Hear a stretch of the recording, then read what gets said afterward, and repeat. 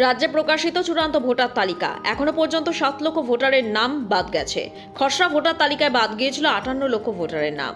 সব মিলে 65 লক্ষ ভোটারের নাম বাদ গেছে। 60,06,000 ভোটার এখন আন্ডার অ্যাডজুডিকেশন। এদের নথি জুডিশিয়াল অফিসাররা খতিয়ে দেখছেন। ভোটার লিস্ট বের হওয়ার সঙ্গে সঙ্গে বিভিন্ন এলাকায় বিক্ষোভ শুরু হয়েছে।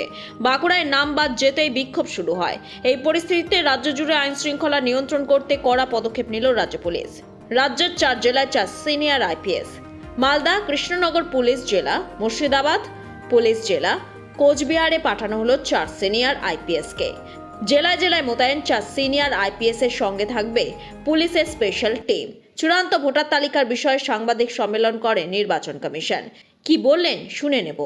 हुआ कुछ सब्जेक्शन भी हुआ है, तो आपका जो है ड्राफ्ट लिस्ट से पहले जो था, ड्राफ्ट लिस्ट के समय जो था 16/12 को 7,08,16,630, 7,08,16,630 ছিল।